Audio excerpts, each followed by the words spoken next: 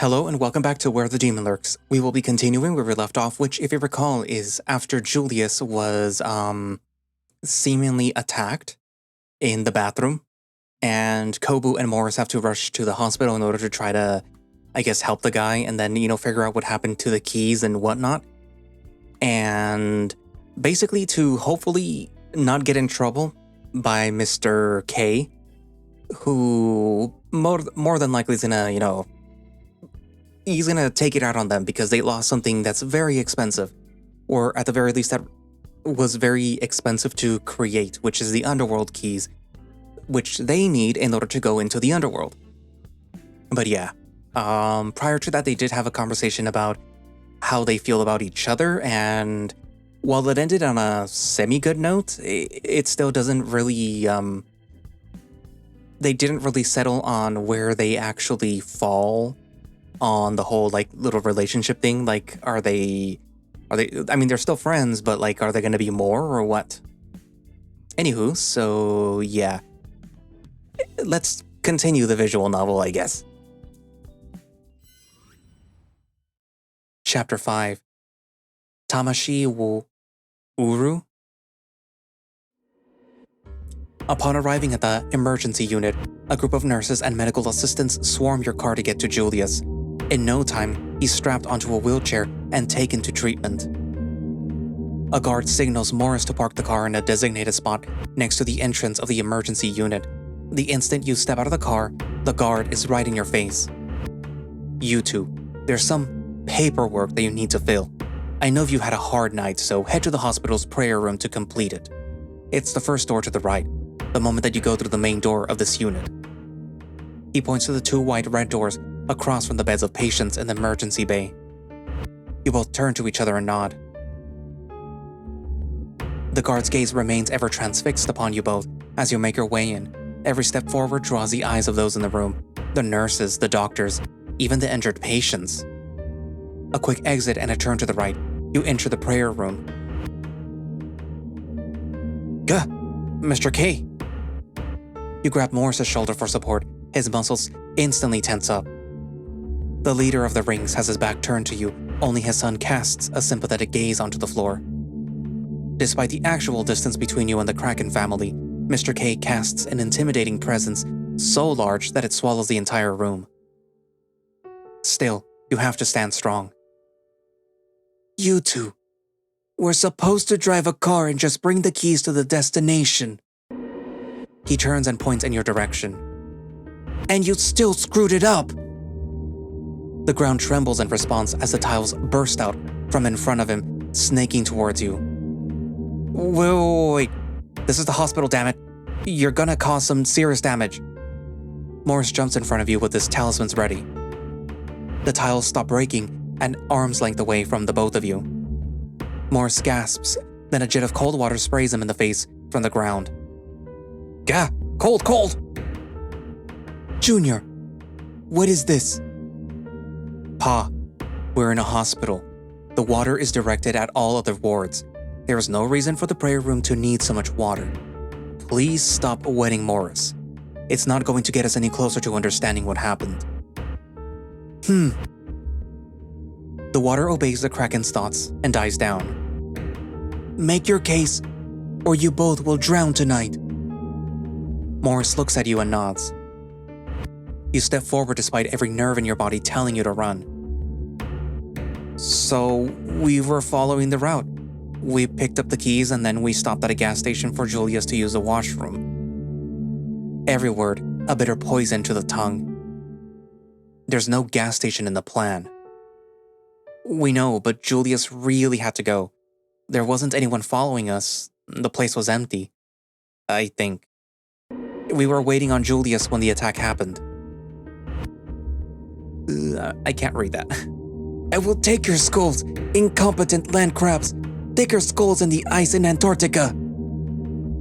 What about the thief? They shouldn't have left without any clues.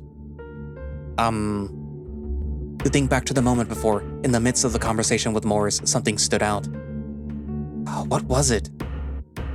A sound, an engine, the roar of a motorbike. There was a bike. I heard a bike, right? You turn to Morris. Yeah, now that you mention it, I remember that. How convenient. The instant that you two get your hands to the keys to the underworld gate, a mysterious rider appears and snatches it all. How do I know that you didn't set all of this up? Morris steps up to your side. That's insane. We already have access to the gate. Why would we shoot ourselves in the foot by trying to sabotage this plan? Junior puts his hand on his father's shoulder and tries to pull him back. Pa, calm down. They couldn't have planned this all without the knowledge of the route. Only you, Maki, and Desiderium knew of the route. Mr. K falls quiet. Junior's ringtone cuts through the silence. He takes the call. Hello? Yes. Yes. Are you sure? Okay, I'll let them know. Junior ends the call and pockets his phone. That was a doctor. Julius will survive the attack. You breathe a sigh of relief. They mentioned that the damage was due to something like a lead pipe based on the injury sustained.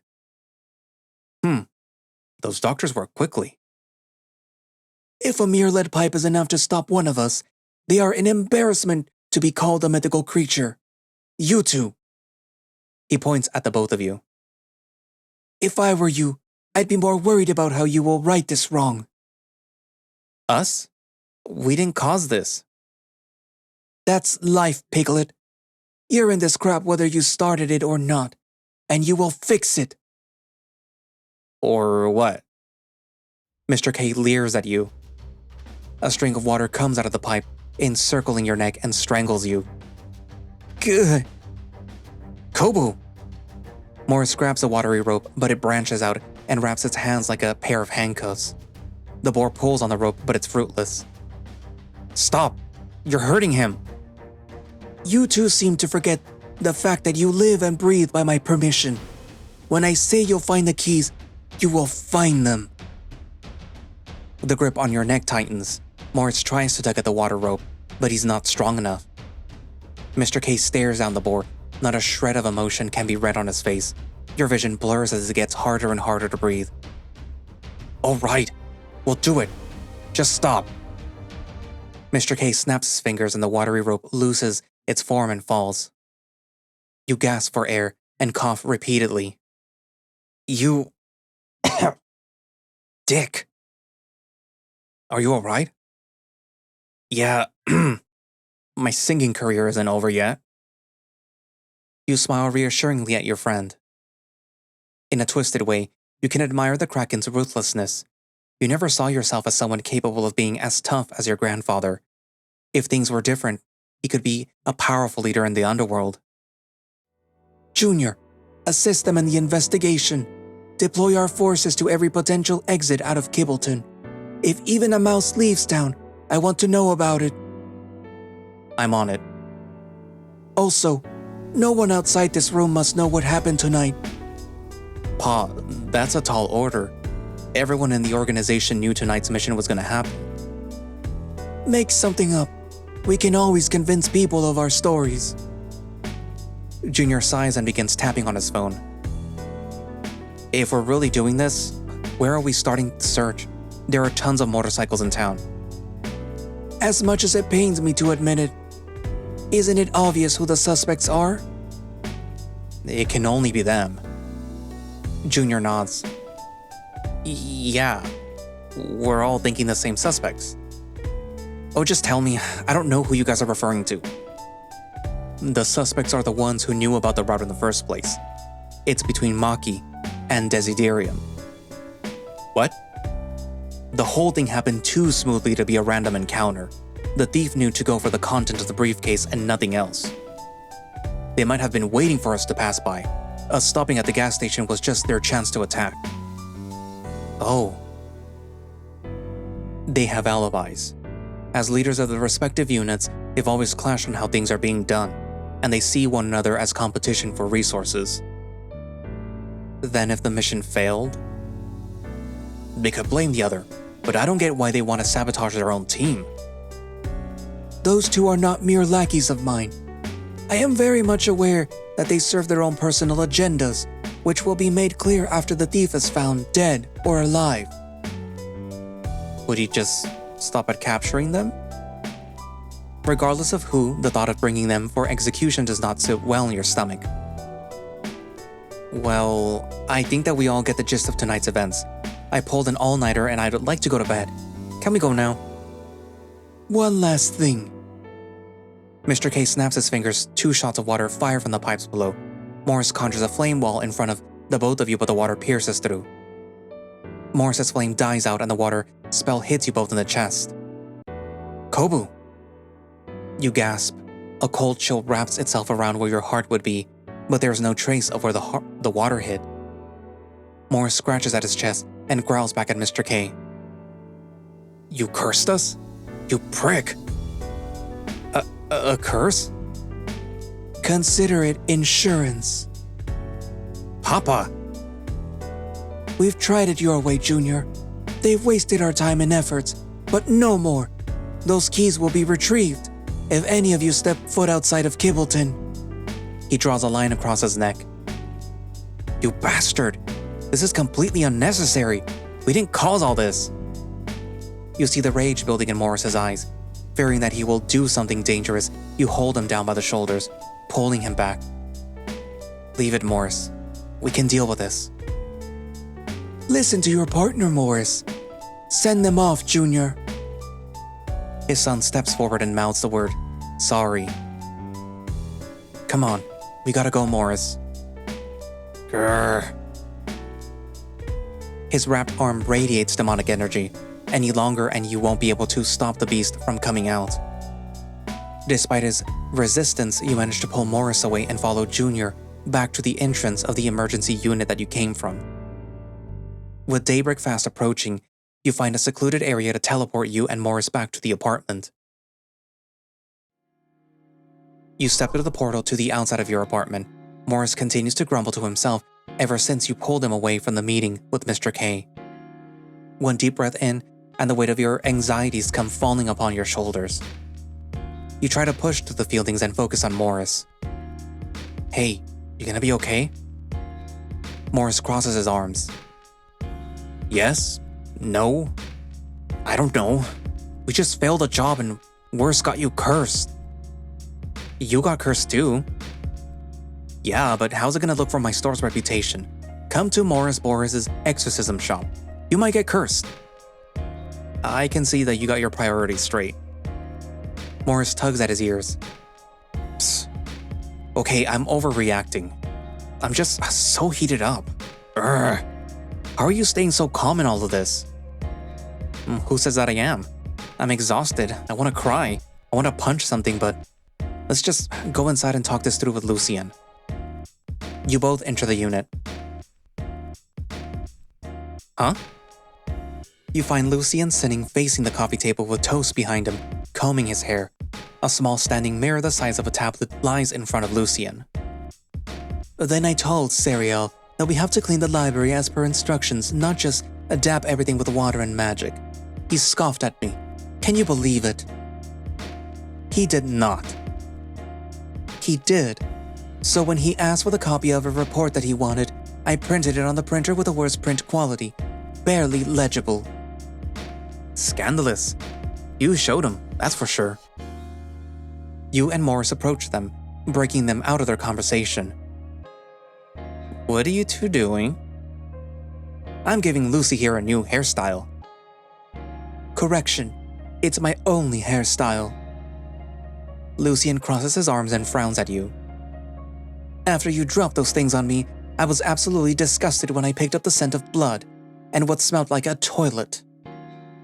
That's because it was from a toilet. Lucien's entire body shudders as the fur on his arms stands on end. Oh, thank goodness that I took that thorough shower. That's when I showed up. This guy here was looking for hair gel from the top to the bottom. Yes, Kobu. How is it that you don't have any on hand? I don't use hair gel. I barely comb my hair after getting ready. Luckily, I know how to set hair with a little olive oil. What a random skill for you to have. Nah, I picked it up from helping my little bro get ready for school back when I was alive. Or rather, we both were. You surprised to see me, partner? Nah, I was half hoping that you'd show up. But are you sure? We're really in hot water now. That's why you need your toast. You smile warmly. Yeah, I suppose we do. We could really use the help. Isn't that right, Morris? You look to your side and Morris is muttering to himself while performing unusual hand gestures. Morris? Oh, What were we talking about? It seems our little exorcist's head is in the clouds. Lucy, we're indoors. The clouds are outside, silly. I'm trying to undo the curse Mr. K put on me and Kobu. A curse? You shrug. Yeah, he couldn't resist having the last word. You got cursed. Lucian points at you. Sounds inconvenient. It is. You say nonchalantly. How are you not more worried? We have been cursed by the Kraken to die. That's just me, Being too focused on the mission of taking down the thief. You know, Maki or Desiderium. We ain't got time to worry about ourselves. Is that so? I suppose you're right. Then let's focus on tackling our first target. Thank goodness. Hey, I've been listening to all this, and what exactly are you guys talking about? Oh, right. Let me give you the rundown. The four of you gather around the coffee table. Morse explains the events that have unfolded since last night, minus your conversation with him in the car. So that trash that you portaled in, there... Possibly one of them is a weapon used to knock Julius out. Perhaps it has some clues on it as to who it was. You mentioned smelling blood, right? Yes, I did. It was on the lead pipe. That matches up with what Junior heard from the doctors. Doctors can tell what weapons do you in now? Dang, they're smart. Did you find any clues on it? Maybe of the magical variety, Lucian? Lucian shakes his head. The blood spot had the scent of a creature that held magic, but other than that, the pipe held no other magical traces, and no other scents. How could this be? Did the culprit really hide their tracks out well? Then it goes back to those who knew we were doing the delivery. The question is, which one of them is it? I say that we deal with Maki first. And that's the cat guy that you mentioned, right? He runs a casino that I flew over some time ago. That's the one. Any particular reason that has to be that mythical creature? He's the most likely to gain from any of this going wrong. Maki's strength is his connection with the other mythical creatures trapped across the world. Someone somewhere would definitely be interested in a few keys to the underworld. So money basically. Kind of a shallow desire. As long as he profits, he will do it. He beat out all of the candidates to become the group's casino owner by risking the entire town's population by growing a corrupted ghost. That cat will do anything for profit. Since when can ghosts grow? He was trying to inflict it with corruption. Ghosts become corrupted by being in contact with negative effects. They also become stronger as they lose control. I nearly died trying to stop the one that Maki was feeding. Did you stop him though? Sounds like he succeeded considering his position. Morris's mouth falls into a frown. Concerned that his possible failure upsets him, you quickly interject. There. We're not here to discuss how Maki became Maki. The issue is, if he is the thief, he would probably keep those keys somewhere hidden. That's where you two come in. Morris and I can draw his attention away and confront him on the theft.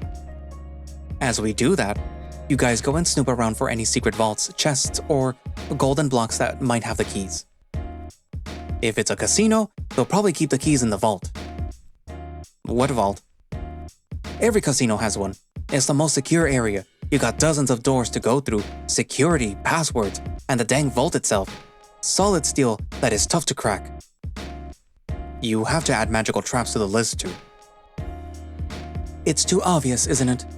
That's the first place anyone would check. His office might hold something too. Maki lives in the casino, so it wouldn't be too far-fetched that his private office holds his secrets. I'm skeptical about all of this. Why would he keep something that incriminates him so close to him? It's the paranoia of anyone keeping a secret so big, the beating heart under the floorboards that they just can't get rid of. Then you'll have to check both. We'll buy you time. This would be easier if we had the blueprints of the place. I'll call Junior for it. He'll want to know of our plans. Morris steps aside to make a phone call. Junior responds quickly, and in minutes, he sends over a digital copy of the letter dictating you and Morris as auditors and your right to investigate the grounds of the casino and hospital. Then the most important document, a drawing of the casino grounds. Morris goes through the drawing. Okay, look. He sets his phone down on the table for the rest to see. Behind this door, the vault and the executive office is right across from each other in the underground level. However, to get there you need to clear a long hallway. The top floors are just rooms, and on the ground floor there is a ballroom and a dining room connected to the kitchen. His office is so close to the vault. Easy access for the owner to see their money. I bet the hallway is booby-trapped. Very likely. Then Lucian's best point of entry is the roof, then proceeding downwards. I fear my appearance will raise suspicion instantly, and if there are magical traps set up, I can't use the Halo's barrier for long, as it will need all the power to undo them. Then get a disguise. Woohoo! Disguises! I love disguises! A disguise? But I can't lie. It's wrong of an angel to do so. Can't or won't? Toast? Then you have to stick close to him. Guide him to make it convincing. Aye aye, partner. I already know what disguise to grab. What's that? The first help that we see, we jump them. No one suspects the help. Oh dear. Lucian looks down at the table. Lucian, can you do this? There's no half-assing this. Lucian nods. I'll try, for the sake of the mission. Good. Meanwhile, Kobu and I will approach from the main gate. Most likely our presence will shake things up inside. If you've ever been audited, you'll know everyone panics. The staff will be busy positioning themselves and hiding what needs to be hidden. That's your time to grab a disguise. What are you two going to do? We'll hit Maki head on. He'll be so distracted that he can't deal with the vault. Are you sure? So we can just march in and demand that he surrenders the key? We're demanding that he reveals everything. We don't give him a chance to worm his way out of it. Remember, if you let him talk, he'll take you on a wild ride. If he has the keys, he'll distract us enough to move it under our noses. I don't see any other way for it now. Nice, we got a plan. Somewhat of a plan.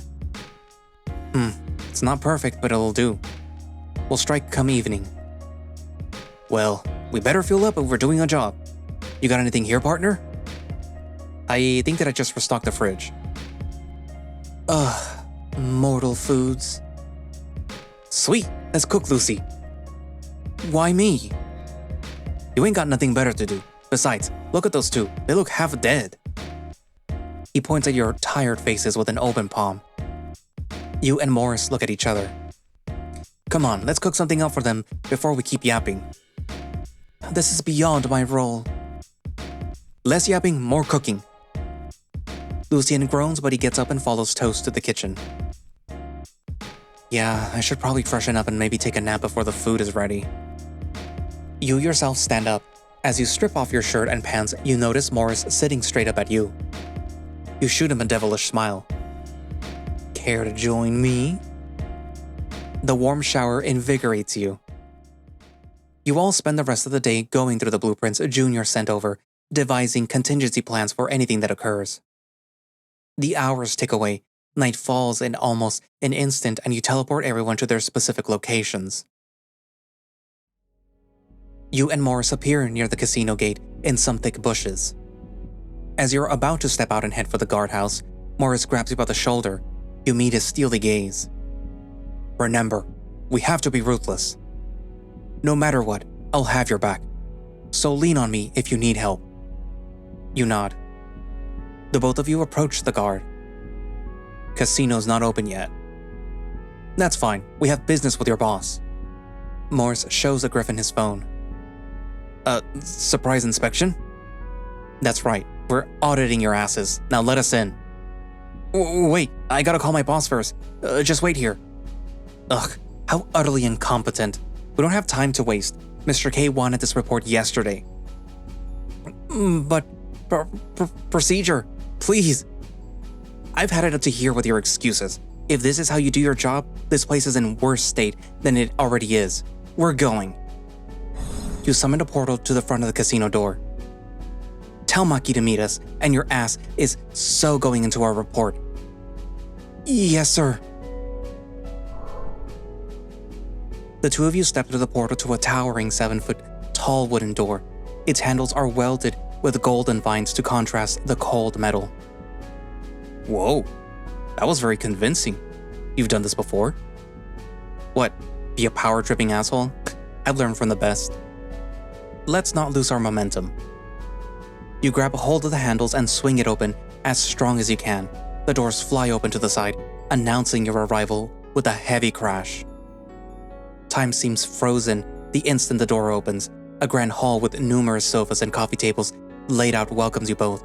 High above the center of it all is a massive chandelier mimicking the shape of a pine tree. In the middle of the hall stands Maki, his twisted smile amplified by his soul-sucking stare. Around him, his staff of waiters, waitresses, and guards stand and watch as though frozen in time. He ends the call on his smartphone and focuses on you. You announce loudly, Maki, you've got some explaining to do. The staff, as though thawed from the sudden shock, run helter-skelter out of the hall. In no time, all that is left is you, Morris, and Maki. The two of you step forward to Maki. What in the 9 lives is this, Morris? You two barge into my home, my place of business. The disrespect. Morris holds out his phone once more. It's official business, Maki. We know that you've been up to no good. We know it. Mr. K knows it. Do us all a favor, confess and surrender. Do you now? So that old fart has been on my trail this whole time, and he sent the two of you to finish me off? It doesn't have to end in violence. Just surrender and hand over the keys. The keys to my surrender? This is a casino, Morris. You don't get anything, you win it. Maki raises his hand in the air. Morris, watch out! He snaps his fingers. A rectangular table almost 2 meters long materializes right in the middle of the hall. Red and black numbered squares line the left side of the table, and a haunting black roulette wheel with silver numbers etched onto it sits on the far right side. A roulette table? Not just any roulette table. I had it custom made by mythical creature camps overseas. It is a game that you'll never forget. This has been a long time coming, Morris. We're going to settle our little feud once and for all. Morris throws his arms across the air. I don't need to play your stupid game, Maki. This is just some desperate ploy to escape your crimes. Oh, you will play, Morris. The prizes are too grand for you to sit this out. If you win, I'll surrender all the proof of my wrongdoings on a silver platter. If I win, the evidence burns to a crisp, and I'll take your soul to serve the casino until your dying breath. At which point, I'll have your soul, turn it into a takoyaki, and consume it with the utmost pleasure. That's insane. We don't need to agree to your terms. Silence. This is between me and the boar. You're grasping at straws, Maki. You're right. You're always right. The pragmatic, logical exorcist can't let your emotions run wild or things turn dark, right? Like what happened to your poor mummy. You shut your mouth about her. Maki snaps his fingers again, and a piece of parchment appears in his hand. Morris gasps. That's right, Morris. You know what I'm holding, don't you? Morris, what's going on?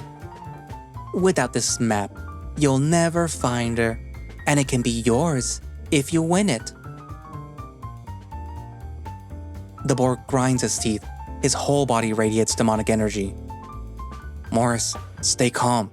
It's a trick. Don't fall for it. I'll play your game. Maki laughs maniacally. The roulette table hums and two purple lines of light shoot out from under it. They fly and bury themselves in Maki and Morris's right wrists.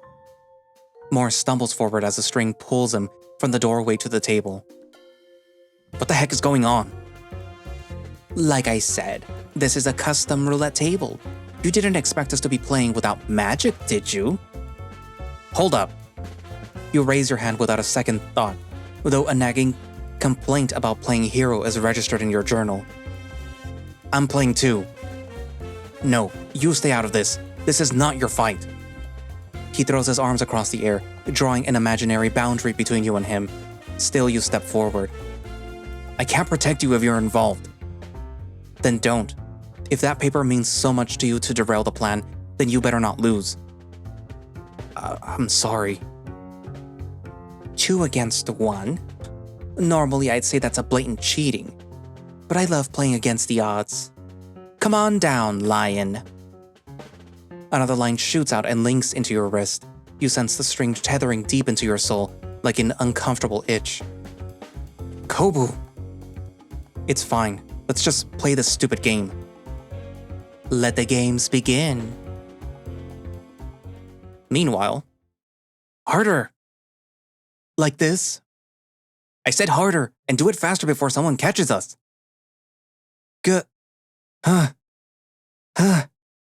Is it close? Tighter, damn it. Take it all.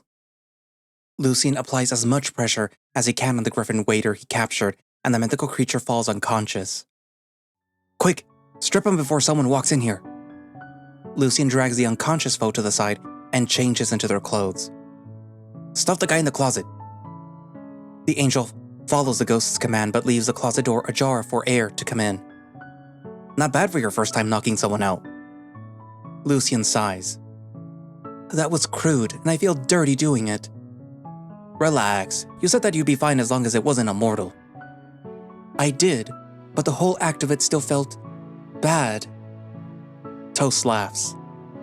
That was nothing. Besides, welcome to real life. You have to be willing to get your hands dirty for what you believe in. Check if it's safe for us to make our way downstairs. The ghost pokes his head through the door. We're clear. All right, reduce your spiritual presence and keep yourself hidden in my pocket. My own scent should be able to hide your presence. Not the first time that I've had to get into another guy's pants. The ghost turns into just a head. He floats into Lucien's pants pocket. Lucien steps out of the room they were in. He puts his fist into his chest. The sensation of his heartbeat racing is not one that he is accustomed to. With a few deep breaths, he marches down the hallway towards the staircase. Out of nowhere, another griffin steps out from a corner in front of him. The griffin points at Lucien.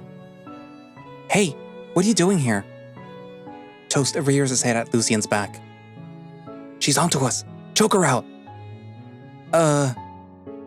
Didn't you hear the boss's announcement?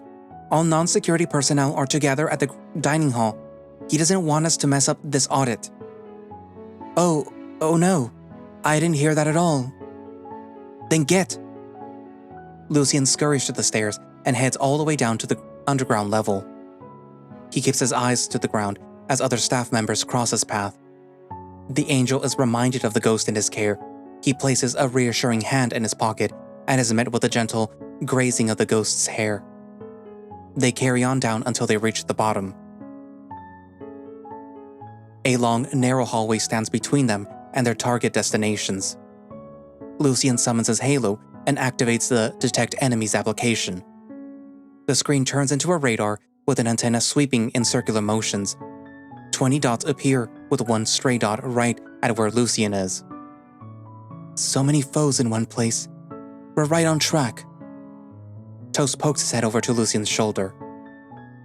What about that dot? It's probably a mistake. This app has always pinpointed that there is an enemy near me since I started using it. It's a fickle device, that's why I don't like it. The bigger question now is, how do I fight that one off without giving away my identity? Oh, I know. The ghost floats over to a nearby table. He pulls out the tablecloth and rips it apart. Toast returns to Lucien with a frayed mask in hand. Put this on. They won't know it's you. Lucien eyes the mask with disdain. You're joking, right? Come on, you don't want them to know that it's you. You wear a disguise, superheroes do it all the time. Just pretend to be some fake character. Mass vigilantes are not the paramount of justice that you think they are. Moreover, I refuse to deal in any more deception than I already have. Toast shoots Lucien a dirty look. I think that I figured out why that app keeps showing a dot near you. Oh, have you now? Toast crosses his arms. Yeah, it's you. You're your own worst enemy.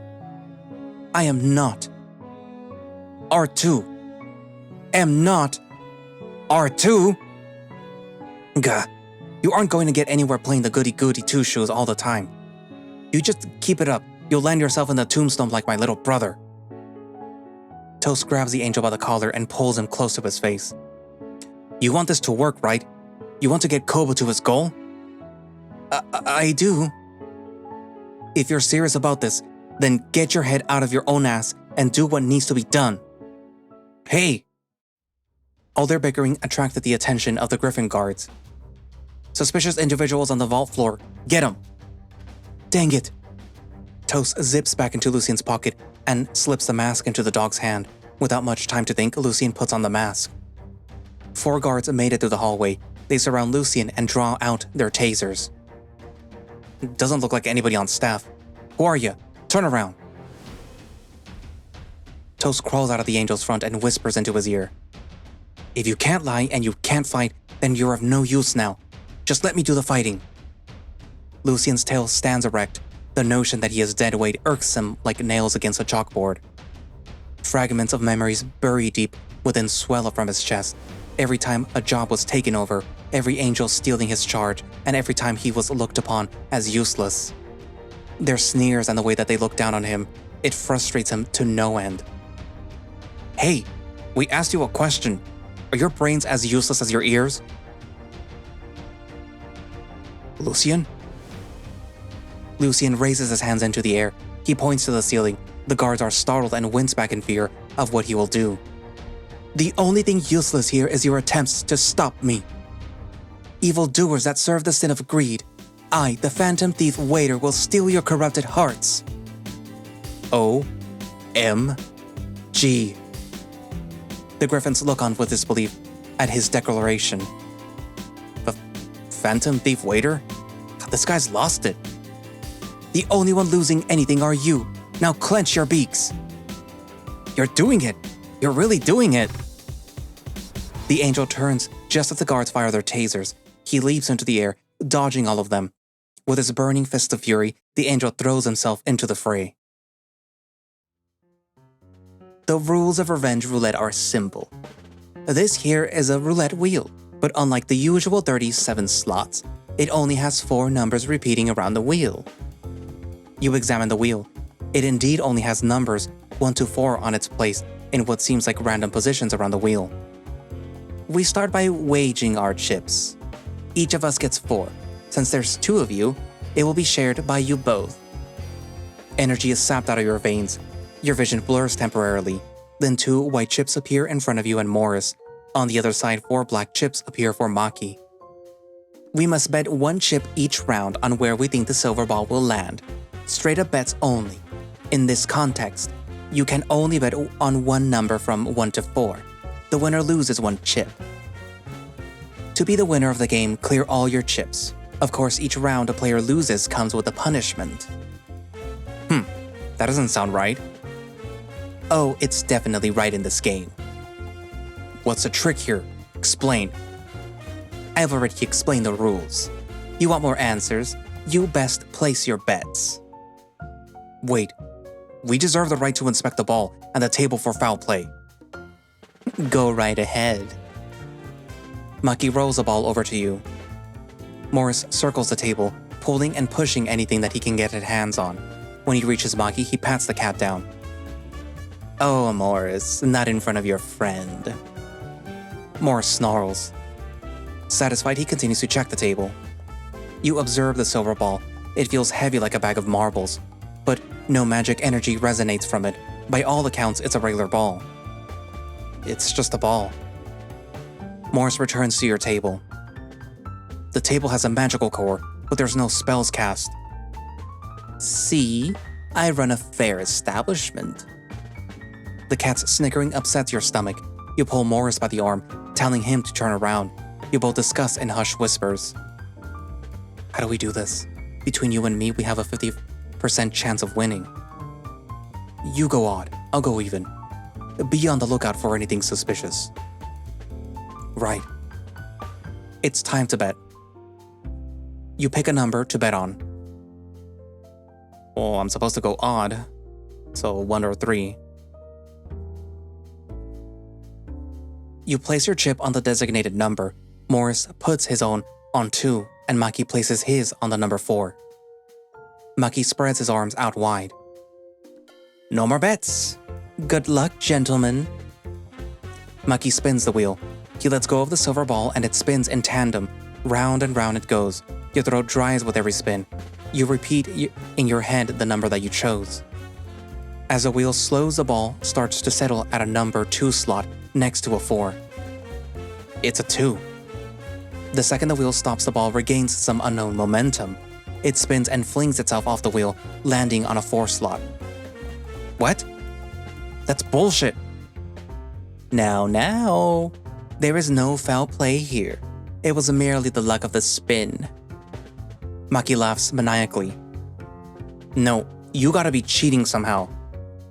I saw the ball land square on the number 2. You must have done something to it. Did you see me do anything? Urgh. No matter how hard you rack your brains, you remember Maki barely moved after casting the ball. You both stare Maki down, but he smiles even wider. Now time to pay up. Maki's black chips teleports into your pile. Oh, I forgot to mention, since you two are playing together, you'll share in the damage. Damage? Ugh! Searing pain erupts from within your head, as though it will split open. You fall to your knees while Morris grips the roulette table for dear life. In the midst of the pain, you see shadows and hear voices that are not your own. Gather 100 souls by the end of the year, and you will earn your place as a commander in the rings. You recognize the voice as Mr. K's, and you know that he is speaking to Maki. The haunting image fades and is replaced by another, Maki standing over a thin wolf ghost. I've caught you, stray ghost. Let's see. You look to be a freshman from college. What a miserable thing, dying so young. I'll let you spend a few more days on this earth if you point me in the direction of other lost souls like you. I don't know any other ghosts. It's just been me this whole time. Well, that's of no use to me. Though perhaps you have other uses. What's your name, ghost? I don't remember. I don't think that I have one. Then I'm giving you a name. Since you are worthless than a dime right now, let's call you Dime. The pain ends with a sharp stab to the heart. You collapse on the ground, drooling and panting for air. Morris has fallen to his knees in a similar condition. Still, through shaky hands, you pick yourself up. You help Morris to his feet. What was that? Maki? Dime? Oh, did it hurt? I hope so. It wouldn't be revenge roulette if it didn't.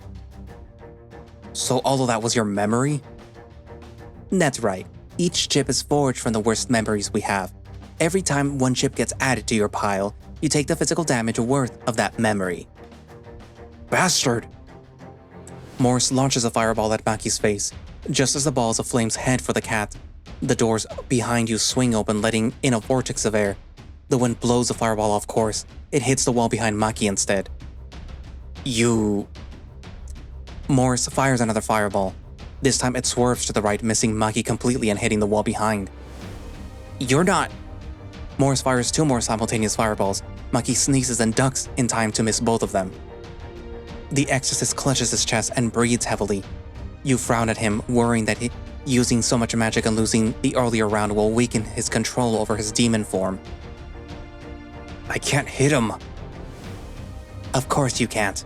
You have the worst luck here. All that is beyond bizarre.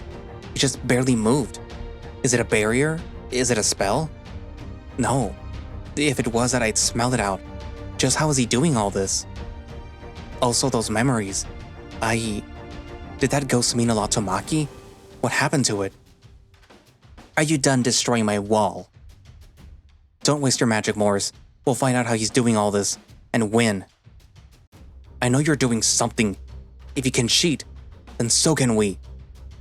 I assure you, I have done no such thing. If you want to accuse me of such a thing, tell me how I'm doing it. After all, I never said that we couldn't use our powers. Then you won't mind us evening the odds. You're free to try, but it won't matter. Pick a number. Morris picks 4 this time. You pick. Why not? I'll take 4 also.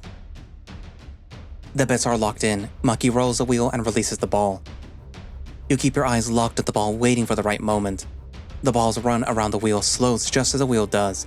It leaps from one number to the next. Sensing that the ball is about to stop, you summon a small portal, catching the ball. The exit appears just right above the number that you picked. The ball falls out of the portal. It heads straight for the section with your number. You smile widely. Just then the ball hits the divider between the number section. The ball is flung across the wheel, hitting another divider. It flies towards Maki, zooming past his face, hitting the wall behind, then falling right back onto the wheel. The ball hits a divider right down the middle with such force that it cracks. Maki gasps. The ball splits in half, landing in both number 4 and your selected number. What the heck is going on? My, an even split. Looks like it's a draw. Your friend is pretty lucky, Morris.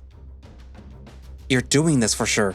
That ball should have landed in my number alone, but you changed it somehow. Everything from the first game to none of Morris's attacks hitting you. You have the power to manipulate luck. Maki snickers. Oops, it seems the clever kitty has nyanned out the Maneki Neko's powers. He shrugs. It was a matter of time. So that's why you didn't care if we used our powers. It wouldn't really matter because you'd win somehow. I wouldn't say that. Luck is probability. Just because I draw good fortune to me doesn't mean that there isn't a chance that I'd lose. Exhibit A. He points to the roulette table. Then again, the chances of that are very slim. Still, I advocate for you to keep trying. It makes it fun for me. However, first, we all must pay up, since nobody won. We both gain chips. The chips exchange places. 2 white ones appear in front of Maki, and 1 black one gets added to your pile. Morris! All of you collapse to the ground under the weight of the memories. You clutch your mane in pain as you succumb to the visions. The scene opens with the 2 shadowy figures of Maki and Dime watching the sunset from the rooftop of a building. That loan shark was terrible, splattering red paint all over the old dude's house. He was in the right to collect his debt, but his methods were crude. I hope exposure to that old man's misery and the wickedness of that loan shark meant substantial corruption. I mean, I feel bad for them, but mainly I'm glad that you stopped the loan shark from doing much worse. I don't know what you're talking about. You're a real nice guy for a monster, Maki. I'm a Maneki Neko. I prefer the term yokai over the term mythical creatures or monsters. Also, I'm not nice, since watching a sad movie and exposing you to the evils of the mortals isn't enough. We'll have to try another time. Aye aye, sir. Stop that. The vision fades to another. The 2 are in a small office space, so small that one could mistake it for a broom closet. 6 months and you're still keeping it together. I'm sorry. Maki sighs. I suppose that it's my fault for trying to cheat the system. Probably get more souls by now if I had actually put in more effort on something else. What about your dreams of owning a casino and getting back to Japan? I'm not giving up on that. I'll think of something. Then what happens to me? Well, I suppose that I'll keep you as a pet. You might be useful one day. Dime hugs Maki. Thank you. I might not remember who I am, but you're the luckiest thing to happen to my afterlife. Oh, Alright, enough of this sappy business. We have souls to catch. The searing pain feels like your face is getting torn apart. You clutch your chest as tears wallow up inside you. These grief-laced memories leave a bitter taste on your mind. You get up as Maki and Morris do. The cat's smile wakens. You can't help but gaze upon the cat with pity. The heartache that you feel tells you more than you need to know about what Dime meant to him. Double the bad memories, double the pain. It was a mess. I couldn't make heads or tails of it. Not that it matters. All that's valuable is the pain that we hold within, isn't it? Morris gasps for air. He rises up only to fall again. You rush to his side. I'm fine. We need to continue. You look at Maki pleadingly. Stop this. What is inflicting any of this pain going to accomplish? I can sense that you're hurting, but this is not the way. No. It is the only way to get that fool to understand the depths of his mistake. He points to Morris. Morris looks over to you. We still hold the advantage. You won't win. Is that so? Bet. 2. They start the game so quickly that you can't even think of what to choose. 1. 3. The three of you watch the silver ball enter the spin. You attempt to portal the ball away, but you miss. Maki does nothing but watch the ball move. You try again, but the ball slides away whenever the portal comes close. In the end, your efforts are fruitless. The ball lands on 3. My win. Maki's ship appears on your side, and the blast of memory hits you both. Dime. Huh? Maki? You're spacing out more and more. Are you... I'm fine. Don't worry. Is this about what that Morris guy said? He doesn't know what he's talking about. I'm fit as the day that I died. Weren't we gonna see a new cafe? We already did that just now. Oh, I mean, that's just a joke. Right, yeah. You're no different than from before. In fact, you could be tougher than regular ghosts. You have been out on Earth for so long and you haven't changed a bit. Maki, it's him. Step away from the ghost. I warned you once, but you didn't listen. His corruption levels are off the charts. Dime, get out of here. Maki. You are pulled out of the memory, coughing nonstop. Morris gasps for air. We can't keep this up. I feel like I'm gonna have a heart attack. Same. We need to win the next round. How? He has luck on his side. Not always. I'm gonna gamble. Just keep your eyes on the ball if something happens. You both get up and return to your starting positions. So, all of this is just to teach me a lesson? You know, caring about a soul, that's very unlike a mythical creature, I'd say. Heck, even us mortals know how to get over a death. What does that make you? The board places his bet on the number 4. You take it as your cue to place your bet. You pick. Always bet on 3. My bet is in. Get over? Who the hell can get over what you did? Everything was fine until you showed up. The cat tosses his bet in for the number 2. He's practically foaming at the mouth with rage as he stares daggers at Morris. Morris maintains his composure. I said it before, and I'll say it again. You're delusional. Dime was a lost cause after he met you. he would have been better off eaten by another mythical creature. Maki hisses. No more bets. He spins the wheel and lets loose a new silver ball. You blame me for his destruction when it was you who set him on that path. You were corrupting him intentionally. He was fine until you came into the picture. He wouldn't have turned if you didn't show up one day threatening to exorcise him. Maki points accusingly at the boar while you watch the wheel spin. I was doing my job, and I was right that he was just days away from full corruption. Because you put it in his head that he would turn, that he would kill indiscriminately, when he was just an innocent soul. You can blab all you want, it won't change the truth. He's gone forever because of you. Lies! The wheel stopped. What? The wheel stops with the ball right on the number 3. I lost? How?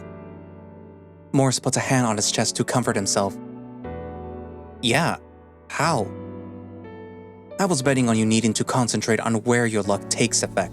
By getting you riled up, you couldn't focus on the game, so your luck had nowhere to go. Maki growls. Yes, we got a way to beat him. 2 of your white chips appear on his side. Maki spasms about and collapses to the ground, all in a span of 1 minute before getting back up. Gah. Maki, if you are that determined to label me as a villain, then fight me on equal terms. No more tricks. Morris, what are you doing? We have a surefire way to win. He looks at you with a determined look in his eyes. Trust me, Kobu. I've got to do this. Mercy? From you? Where was this kindness when Dim was on the brink of death? I took no pleasure in doing my job, Maki. It was too late for Dim, but not for you. You wanted me to understand your pain. I get it. I've always known. I can't take back what I did. And I won't. With a snap of his finger, the roulette table fades away. The strings that ties you to his magic snaps away. You're surprised that the cat has been convinced. The audacity to stand there and lecture me about vengeance. But I will give you this. I've always believed that luck and fate are one and the same. I know you are the villain of the story, and fate will prove it. Morris? I accept the challenge. Maki summons a revolver in his hand. He swings out the cylinder to show 5 of the 6 slots are filled with bullets. He loads the cylinder into the gun and spins it. Count your sins, and may luck have mercy on your soul. He puts the gun on the floor and kicks it to Morris. You look on in horror. Your hand inches with the urge to grab the weapon, but Morris picks it up. Morris, think about this, man. I get it that you're all emotional from the memory attacks, but this is suicide. Morris doesn't respond. He takes a deep breath and spins the cylinder in the gun. Morris! The boar places the gun to the side of his head. Morris!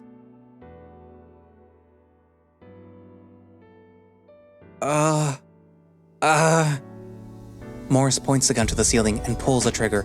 Nothing comes out of it. Maki's jaw drops. Your heart soars with joy. Morris smiles and shrugs at Maki. Thank goodness. Oh, sweet Gary. I thought you were gonna shoot yourself. What? I'm not that swept up in the moment. Impossible. Fate sided with you. Maki clutches his chest and staggers back.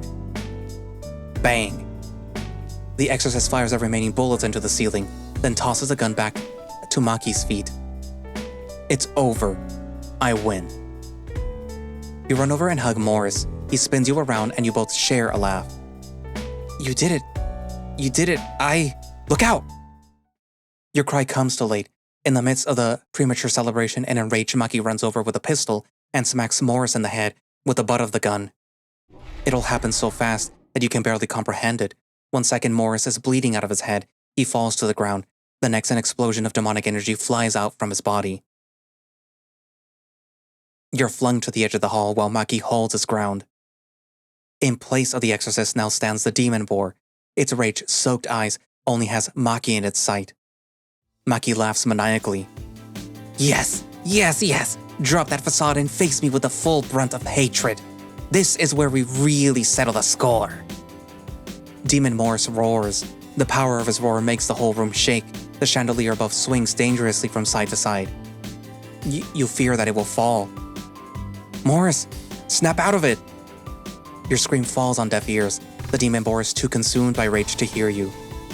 Morris charges at Maki, but the cat somersaults to the side, letting the boar slam into the wall. Maki snaps his fingers and the roulette table reappears behind Morris. With a wave of his hand, the table flings towards the boar. Morris turns in time and slashes through the furniture, rendering it into pieces of wood and metal. The boar turns and attempts to charge Maki once more. Eat this! Maki motions a finger. The piece of scrap from earlier floats and flies towards him like a magnet. Morris's back is pierced by wood and metal shards. He stumbles forward and roars once more. He flexes his entire body, forcing out the shrapnel. Dark blood streams down from his wounds. You watch helplessly on the side as you rack your brains on how to stop Morris's rampage. Maki and Morris stare each other down. Maki maintains a good meter away from Morris. Morris slashes the air. 3 energy blades forming by pure magic zoom across the air. 2 of them fly off course and miss Maki, but the third flies close to the right side of his face, cutting several of his whiskers. This is why I hate you so much.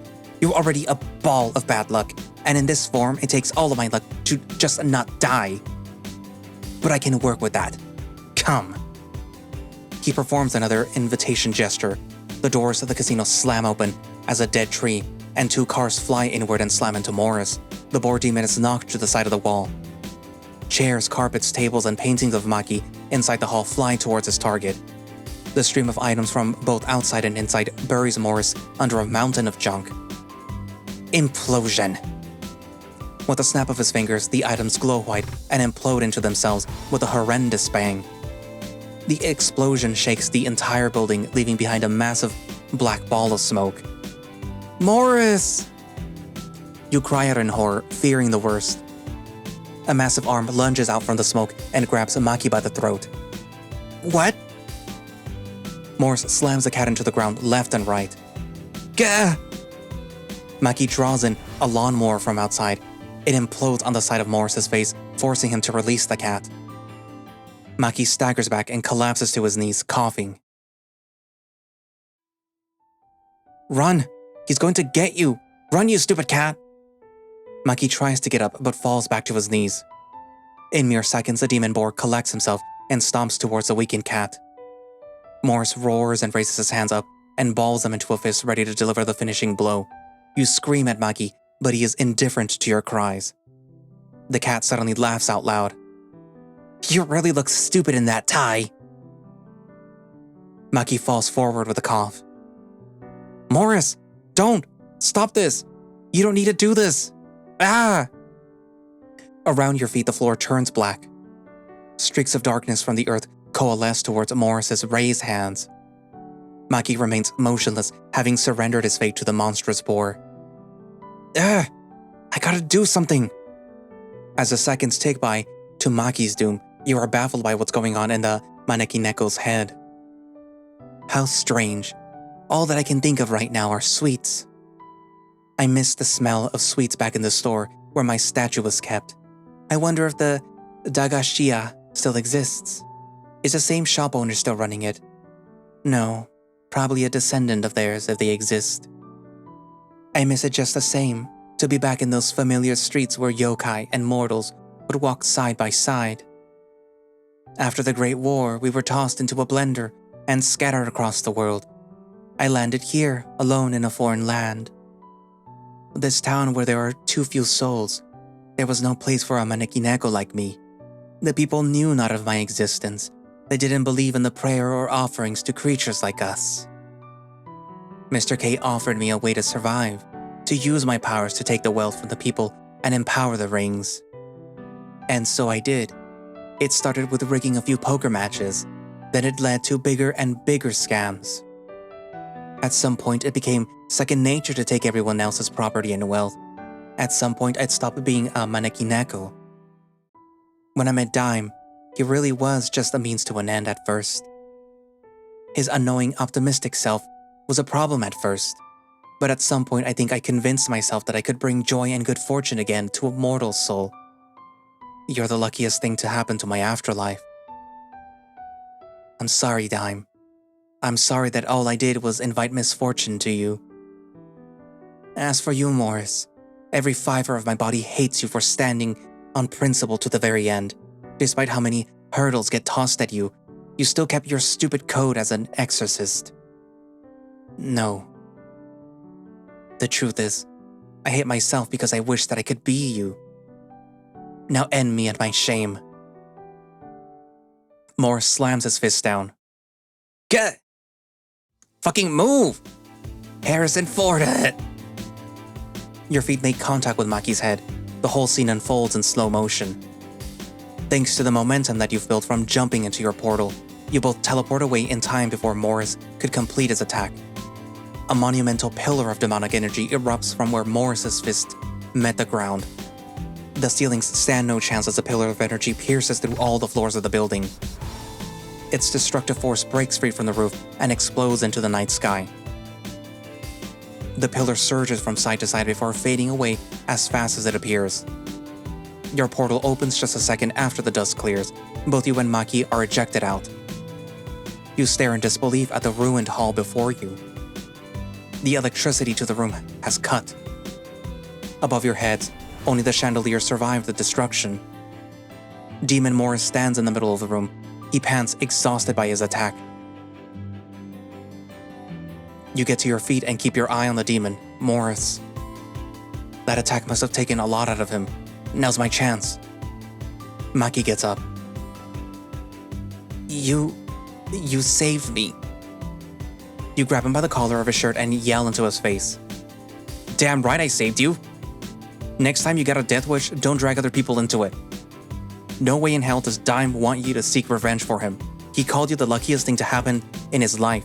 Why the hell would you throw it all away? You shake the cat like a doll. You freaking matter to him. Can't you remember that? So live. Maki is stunned and silent. You release him from your hold. Suddenly he grabs you by the collar of your shirt and shakes you. My bigger issue now is how dare you save me. That makes me owe you a debt of life. That's the largest debt known to Manineko kind. Oi, oi! Get off of me. Dude, we still have a massive boar-shaped problem in front of us. You shake the cat off of you. Morris notices you both and growls. His claws begin to dig into the floor. Can you throw some of your explosive items at him? I can try, but I need to concentrate. My Niantic is low. Also, there's nothing around my range worth pulling. The implosion damage is based on the item's financial rating. We're screwed. We need some way to buy some time. Have no fear. The Phantom Thief waiter is here. Ha ha ha ha. From the back room, Lucien comes running in his disguise. Phantom? What? Who is this clown? Don't ask questions. He's here to help. Lucien's declaration forces Morris to turn his attention to him. The angel leaps into the air and performs a somersault kick at Morris's face. Morris raises his arms to block the kick. Keep up the pressure. He's weakened. Distract him long enough so that we can knock him out. Lucien leaps back and goes in for a flurry of punches. Yarr! Morris continues to block the angel's powered-up punches. You look around for anything Maki could use. Your eyes set upon the chandelier right above the dueling duo. Maki, use your magic on the chandelier. That thing is extra bolted to the ceiling. I can't pull it down. I can. We just need time to do it right so that Morris can't block the attack. Start casting and then I'll bring it down. All right. The cat raises his hands at the chandelier. It swings from side to side as it's being pulled. The bulbs would flicker with light every few seconds, signaling the spell charging up. Lucien continues his onslaught against Morris. He throws one more punch, but the demon catches his fist. What? Morris opens his mouth, charging a bright purple ball of energy. Lucien, portal! You summon your portal at the bottom of his feet. Time to fade. On it! Toast, who's tucked away in Lucien's clothing, concentrates its power into Lucien's trapped arm. His hand turns translucent and fades through. Lucien falls into the portal. Morris fires his attack, but it hits the floor. Lucien reappears from above. Smile! He summons a miniature arrow that radiates bright light, blinding Morris temporarily. The demon staggers backwards right under the now glowing white chandelier. It's ready! Go to sleep, Morris. You conjure your portal right on the canopy, severing its connection to the chain holding the chandelier. The ornament falls at tremendous speed. The instant that it makes contact with Morris's head, it implodes and releases a powerful force, knocking the demon down. Morris falls on his back, his whole body becomes enveloped in golden light, and he reverts back to his usual self. Morris! Lucien and you head over to the unconscious boar. Lucien places his ear near the boar's chest. He's alive. The amount of magic in him is low, but not as bad as before. He'll recover. Thank goodness. You are so overwhelmed with relief that you could cry. As the adrenaline falls inside of you, you crouch down to pat Morris's sleeping head. The angel places his healing feather in Morris's right palm. Meanwhile, you cast your gaze on Maki. The cat is talking to someone on his phone. Hey! You and Lucien rush over to the cat. Yeah, right away. Maki puts his phone away. Who are you calling? More reinforcements? Maki finds a nearby wall and slumps against it. It's a doctor.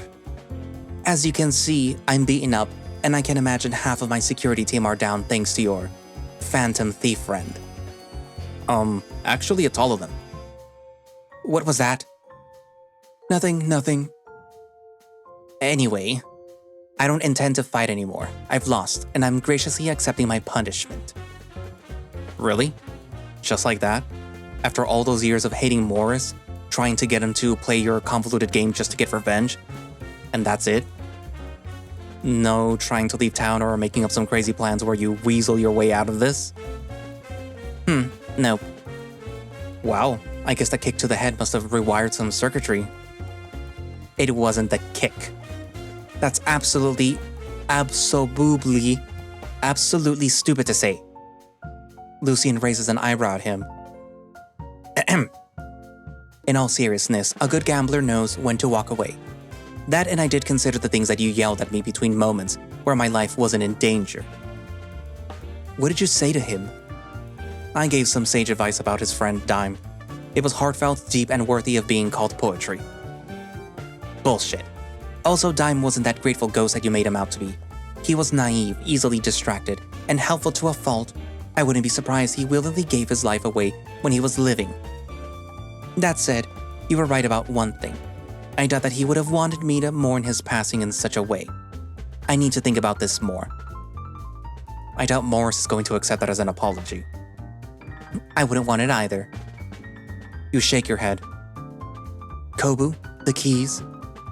Oh right, then time to ante up. You lost so that you have to come clean. Hand over the underworld gate keys. Huh?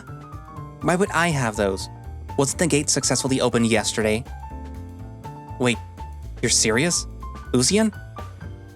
I didn't find anything related to the keys when I checked the vault and the office. What? How can this be? You were screaming to the heavens that you had proof of your wrongdoings. He was probably under the assumption that we've caught him embezzling the ring's money. What?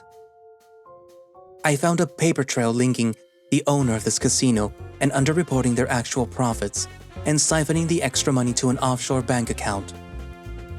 There's also this deed for land bought in Japan and blueprints for what is called a Maki land. It's not what it looks like. I can explain. You cross your arms. Okay, it is what it looks like. But think about it.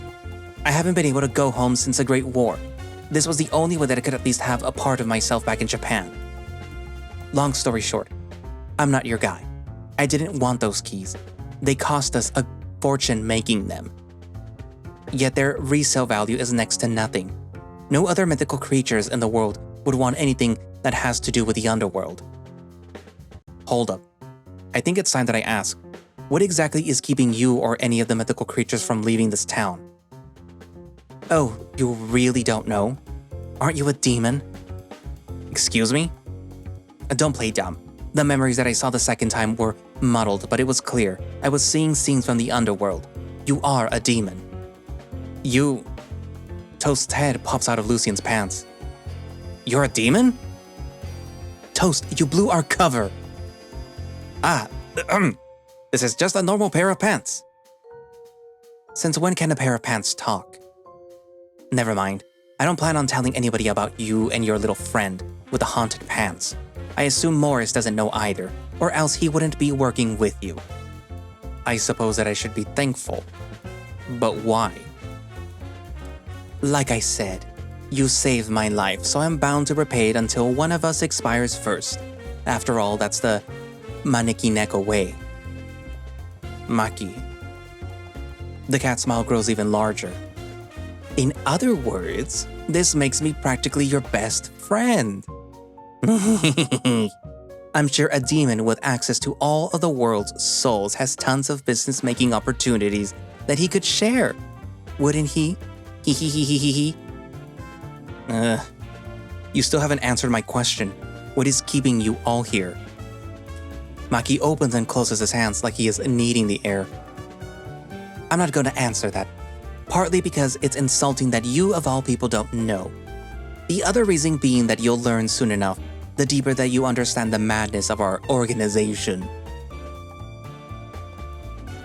You sigh out loud. We're still reporting the embezzlement to Mr. K.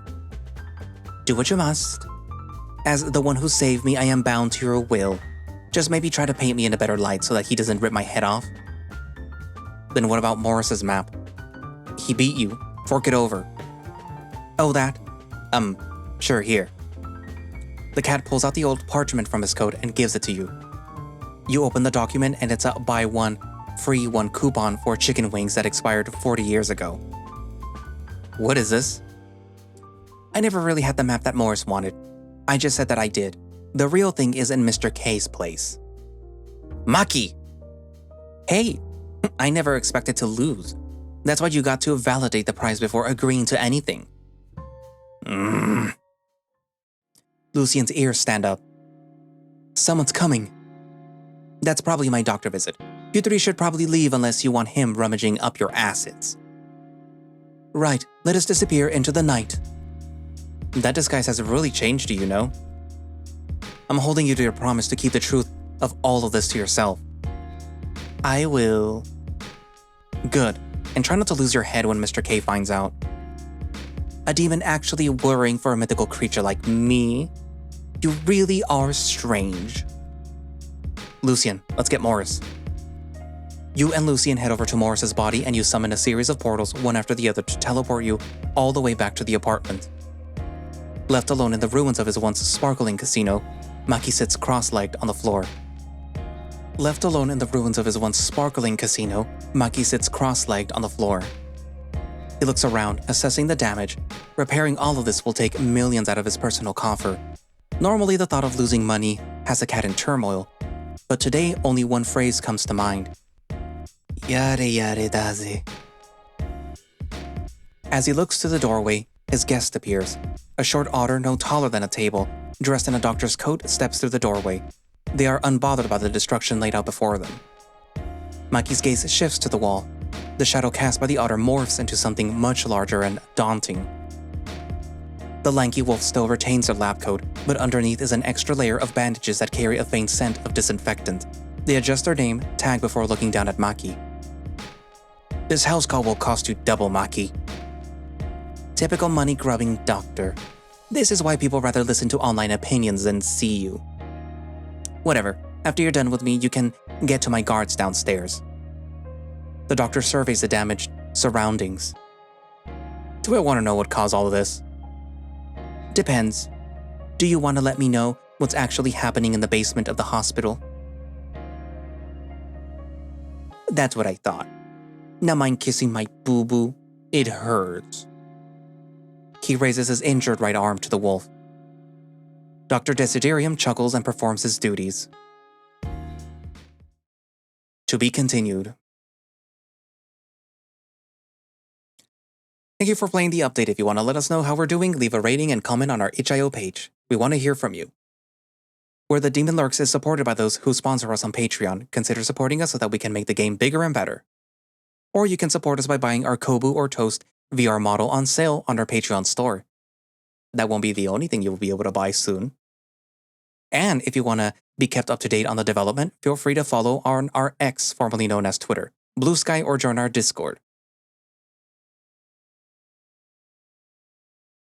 Yes. There's also merch being sold at furry conventions in Mexico now. Woo! My friend Omar and Bern, who you probably have heard do some of the voices for some characters on this channel, are the ones, helping sell some of the Where the Demon Lurks merch in Mexico. They were recently in Chile at what is the convention?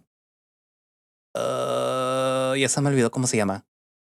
El SAFE? Safe? Eh? They were selling over there, Where the Demon Lurks merch. But yeah. What else? Oh yeah, so that was long. Right now it says that I've been recording for 3 hours. It is 12:51 a.m. So yeah. I was not aware that this had actually released, and it had released for a week already, so my bad. Sorry, Libra. But yeah, that was fun. Like I said, it was an extra long update. Normally they're like around an hour to an hour and a half. This is 3 hours. They'll probably end up being 2 long videos though. Instead of 3. Hopefully. It depends where I can cut the videos. But yeah, let's talk about the last part. The part where with Maki, Morris, and Demon Morris, and the Phantom Thief Lucian. So it's first and foremost, it's kind of nice to see Lucian cut loose. For once, take the stick out of his butt. And it's kind of funny to have Toast be like a positive, I guess, influence on Lucian and have him do all that. We also got to see what the beef was with Maki and Morris, and it was warranted, I suppose. Maki did dime, and I guess he just could never get over the fact that he probably never really acknowledged it, and the fact that Morris had to get rid of the corrupted soul because it was gonna become dangerous. And Maki he went from trying to purposefully create the corrupted soul to not wanting to, I guess, get rid of him. He really liked the guy. But yeah, it was gonna happen whether he liked it or not. Because that was the whole point of Dime to begin with. And then now Demon Morris. I wonder if it kind of works the same because, okay, so ghosts like Toast and Dime, the more time that they spend as ghosts without crossing over to, either the up above or the underworld, become corrupted and then turn into monsters, basically, like the ghost at the Noen Hotel. And I actually thought that ghost was gonna be Dime, and that Maki was like, oh, that Morris off-screen dealt with the ghost from the Noen Hotel, and it turned out that it was Dime. But no, I guess it was just a completely different one. Because what was it, in Toast's route, we do get rid of that ghost, and I believe Maki said that he had a particular interest in that ghost, but that's probably because that's one of the things that he's trying to do. He's trying to create a corrupted ghost that just takes more souls in and in and in and in so that he can, harvest more efficiently, I guess, or whatever. But yeah, so Demon Morris. I wonder if as more time goes on, if he will eventually lose the ability to control it altogether. Because it just seems like anything that really sets him off, it puts him on the brink of releasing the demon. So I wonder if that's going to be like a thing that they're going to have to try to help him with, or maybe to separate the demon half from Morris half. But then there's also the thing that I talked about like earlier when we were making the choice between loving Morris and his demonic self and not loving Morris despite his demonic self. Because to me, it feels like the demonic self is just sort of like the repressed self of Morris, just manifesting as a demon. And because he's magical, that's why it's happening. So that's kind of why I feel like it's better to support him and getting him to feel comfortable in his demonic self. Especially because, I mean, we are Kobu, and we're the ones making that decision. Kobu was a demon, so you know. Anyways, it would be kind of hypocritical if he didn't. What else? I mean, if we're only talking about the ending part, I suppose that's about it. It is always fun to read Where the Demon Lurks, and the fact that there was more CGs added, so that's always good. But it is expensive, so if you want to see more CGs, more things added to this visual novel, consider supporting them on their Patreon, and you know, consider buying their VR chat models. I mean, you don't just have to use it in VR chat; you can turn it into a VTuber. I've done it with. I did it with David, the father of Dave from the Password visual novel.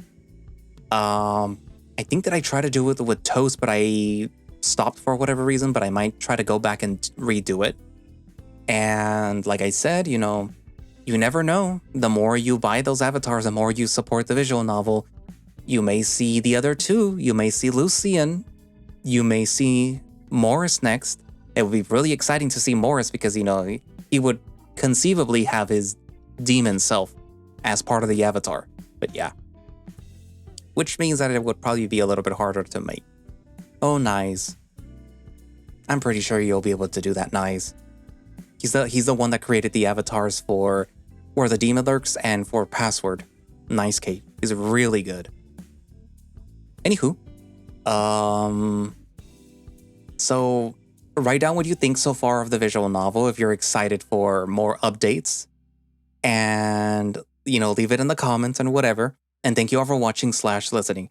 If you would like to play Where the Demon Lurks and play any of the other routes or this one or whatever, you can do so by going down to the link in the description, which I have a direct link for the itch.io page where you can download and play the game yourself. If you would like to support the project, like I said, consider, you know, joining their Patreon and, you know, you get earlier access to builds of Where the Demon Lurks.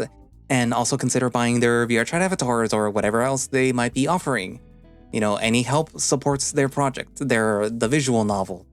And if you would like to support the channel, consider becoming a channel member, which gives you earlier access to these videos as they're being scheduled. And it does help support me and it does help support the channel. And considering the fact that I'm saving up to buy a laptop in order to make up for the fact that Windows is being crapified, even though they're like, oh, we're gonna scale down the AI usage. We're gonna stop using AI to code Windows. They're still doing it. It's still breaking. There's always an update that breaks something. Then they have to release another update, which then ends up breaking something else. So I'm gonna give Mac a try. Even though I hate Mac, but it's made for being creative for a reason, I guess. It's not as bad as Windows. It has gotten better, I guess. But anyways, I'm saving up for that, and like if you subscribe to the channel or consider donating through Ko-fi, it does help, you know. It does help make the purchase a little less painful. But I know that we are all suffering because of a certain orange, old, decrepit, stupid man. So, you know, I can understand if nobody is able to, but still. If you can, Ko-fi, channel membership, whatever. Any form of support is appreciated. Like and subscribe. Anyways, I also have a throne. Whatever. So I guess that's it for now, and I will see you guys in the next video. Bye-bye.